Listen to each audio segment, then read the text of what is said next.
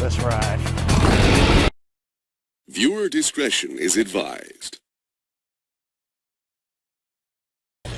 Brian Kohberger, accused of slaughtering the 4 Idaho University students, appears in court in shackles. His mother and sister arrived for the brief hearing arm in arm, their faces masked.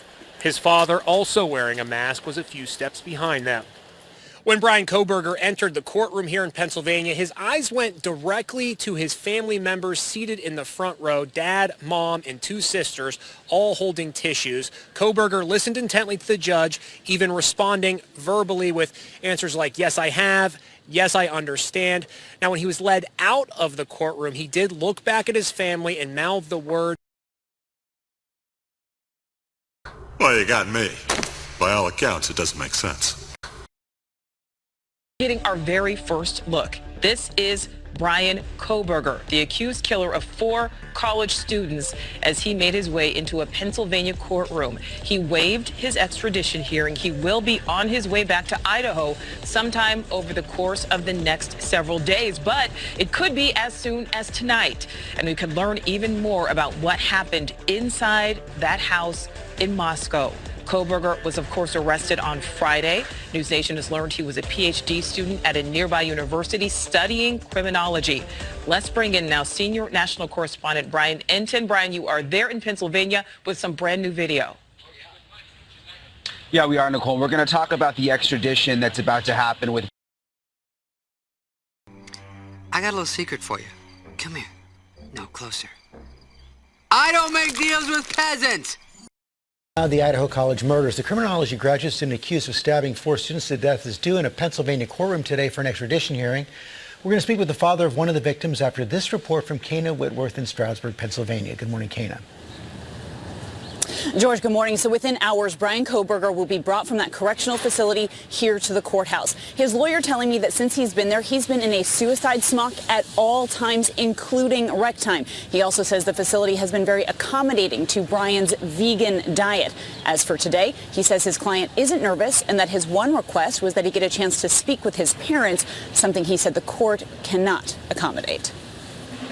This morning, Idaho quadruple murder suspect Brian Kohberger just hours from his extradition hearing. His lawyer, Jason LaBar, telling ABC News he remains calm and polite despite knowing the death penalty is on the table. He says Kohberger understands the seriousness of the charges and replied to him, quote, "This will be a long process." Now new details emerging about how law enforcement tracked Kohberger down. Sources telling ABC News they used public genealogy databases like those used to catch the Golden State Killer. You have DNA from a crime, but you don't have a suspect. He's not in a database. So you use public databases of genealogy looking for relatives. Eventually, you get down to the point where you can match the DNA potentially to your suspect. Recent students of his at Washington State University speaking out, one saying his appearance changed around the time the murders took place. Now I agree with Rush. I'm too stupid to make up my own mind. We were able to figure out that this is their guy. Yeah, and before then, we didn't know any of that information. The facts of the case had been sealed, and that was something they alluded to today in the press conference, was that may be one of the reasons Kohberger waived the extradition hearing today, was to get back to Idaho and to hear those charges and what was specifically in that probable cause affidavit. Once again, could be a possible motive or just, once again, those main facts about what led police to Kohberger. One of the other things we learned today, we had confirmation that he will be using a public defender in Latah County. I believe a public defender from Kootenai County, still waiting on confirmation from that. But the public defender that he had in Monroe County fully expects him to plead not guilty. Of course, that could change, but that's what we're expecting, correct? Correct. So once he is back in Idaho and he has that initial court appearance, he has the right to a preliminary hearing, which he could also waive. So there are some options for Kohberger to take here.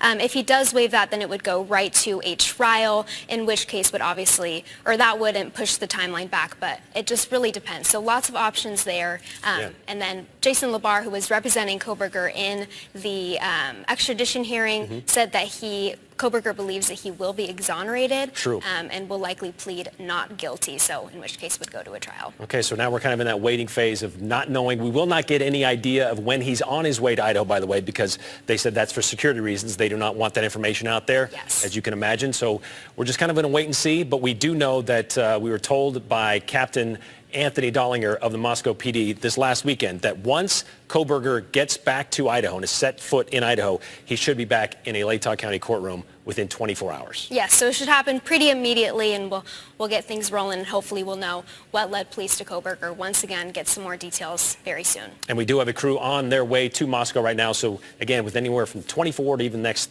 72 hours, we'll have a better idea of what's happening up in Latah. Abby, thank you very much. I really appreciate it. Eventually. So far, this suspect appears to have no direct connection to the victim. So how do investigators go about trying to uncover the motive here? Well, that's a good question, unless he's provided them with one. I'll tell you, Diane, this case has a different direction to it than probably any other homicide you and I have talked about. I mean, homicides tend to be driven by rage, revenge, greed, jealousy, etc. This is a crime that seems to me that the person really, it's something they really wanted to do. In other words, like, if you can believe this, satisfaction from committing murder.